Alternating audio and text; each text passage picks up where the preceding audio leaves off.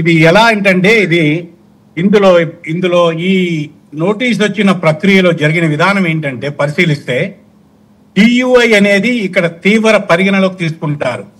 Driving under influence మనకి కూడా same ఉన్నాయి, కానీ ఇక్కడ ఏంటంటే సోబర్నిటీ టెస్ట్లను చేస్తారనమాట. ప్రతి వాళ్ళకి డౌట్ వచ్చినప్పుడల్లా ఆపి సోబర్నిటీ టెస్టులు చేస్తారనమాట. అందులో భాగాలు ఏంటంటే ఫస్ట్ భాగం వాళ్ళని స్ట్రైట్ లైన్ లో నడవమంటారు, అది ఒకటి. సెకండ్ భాగం వాళ్ళని ఒక చూపుడు వేలు పెట్టి నీ ఐసు అలా అటు రైట్ తిప్పు లెఫ్ట్ తిప్పు ఇలాంటివన్నీ చేయమంటారు. మూడోది బ్రీత్ అనేది థర్డ్ టెస్ట్. ఈ మూడిట్లో కూడా ఈ ఫెయిల్ అయిన సదరు ప్రయాణికుల్ని వాళ్ళు పోలీస్ స్టేషన్ తీసుకెళ్లి ఫింగర్ ప్రింట్స్ ఇప్పిస్తారు. ఇక్కడ ఈ కారణం చెప్పడం చాలా ముఖ్యం. ఎందుకు అని అంటే ఈ నోటీస్ వచ్చిన వాళ్ళు ఎక్కువ మంది ఫింగర్ ప్రింట్స్ ఎవరైతే పోలీస్ స్టేషన్కి వెళ్ళి ఇచ్చారో వాళ్ళకి ఎక్కువ వచ్చినాయి. అవి కూడా ఫింగర్ ప్రింట్స్ ఇవ్వని వాళ్ళకి కూడా వచ్చినాయి, కానీ ఎక్కువ భాగం ఫింగర్ ప్రింట్స్ ఇచ్చిన వాళ్ళకి వచ్చినాయి.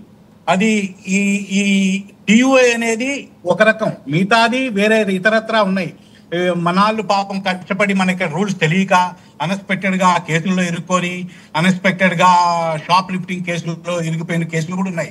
అందరికీ తప్పకుండా నోటీసులు వచ్చినాయి, అంటే మిస్ కాకుండా నోటీసులు వచ్చినాయి. అది కొంతమందికి కాలేజ్ ద్వారా తెలుసుకున్నారు, కొంతమంది ఇండియాలో కాన్సులేట్ ద్వారా వచ్చినాయి. చెన్నై, ఢిల్లీ నుంచి వచ్చినాయి కాన్సులేట్ డైరెక్ట్ గా emails, your visa has been revoked అని చెప్పేసి. ఇలా వచ్చిన తర్వాత అందరు చాలా కంగారు పడిపోయి ఇది స్టూడెంట్ పాండమికంగా మనం పరిగణిస్తున్నాం అన్నమాట.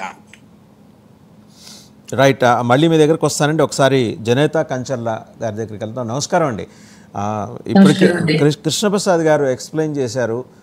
వాస్తవంగా ఈ సెన్సిటైజేషన్ ప్రోగ్రామ్ ఇక్కడే మొదలవ్వాలి. ఇక్కడ వాళ్ళు ఫ్లైట్ టేక్ ఆఫ్కి ముందరే ఇక్కడ నడవాలి.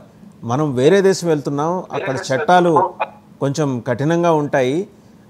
మనం చూసి చూడనట్టుగా వ్యవహరించే ధోరణి అక్కడ ఉండదు.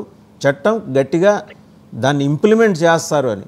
సరే, ఈరోజు ట్రంప్ వచ్చారు. ట్రంప్తో పాటు ఆయన మరి చాలా కఠినంగా ఉండాలని భావించారు. ఆయన తప్పేం లేదు. ఆ దేశం చట్టాలకు లోబడే, మన దేశానికి వచ్చినప్పుడు మనం ఇతర దేశస్తులు ఎలా ఈ చట్టాలకు లోబడి ఉండాలని మనం భావిస్తామో అమెరికా భావించడంలో తప్పులేదు, దాన్ని పూర్తిగా ఏకీభవించాల్సిన విషయమే. బట్ ఉన్నపళంగా వచ్చి మీద పడిన ఈ ఉపద్రవం నుంచి ఇందాక as a rightly said pandemic బయటపడటానికి మార్గం లేదా? ఒక 2-3 నెలల తర్వాత ఏమన్నా స్థిరీకరించబడే అవకాశం ఉందా జనేత కంచర్ల గారు? అంటే బేస్డ్ ఆన్ ఇది కేస్ బై కేస్ అండి. అంటే అందరికి one size doesn't fit all కదా. సో కేస్ బై కేస్ అంటే కొంతమందికి డియుఐ ఉంది, కొంతమందికి చిన్న థెఫ్ట్ కేసెస్, పెట్టి థెఫ్ట్ కేసెస్, కొంతమందికి పార్కింగ్ వయలేషన్స్, ఇట్లా డిఫరెంట్ కేసెస్ లో వాళ్ళ వీసా రెవకేషన్ అండ్ సర్వీస్ టర్మినేషన్ 2 జరిగాయి. So based on each individual case వాళ్ళకి ఆప్షన్స్ ఉంటాయి. సో ఆప్షన్స్ అంటే ఇప్పుడు ఎప్పుడు లేనంతగా అంటే అన్ప్రెసిడెంటెడ్ గా, అంటే ఇంతకుముందు ఎప్పుడు జరగలేదు ఇలా అంటే సర్వీస్ టర్మినేట్ చేయడం గవర్నమెంట్ అనేది. సో యూజువల్ గా మనం లిటిల్ బిట్ బ్యాక్గ్రౌండ్కి వెళ్ళి చూస్తే ఏంటి అంటే వీసా రెవకేషన్స్ అనేవి మనకి ఇంతకుముందు ఆల్వేస్ జరిగేది.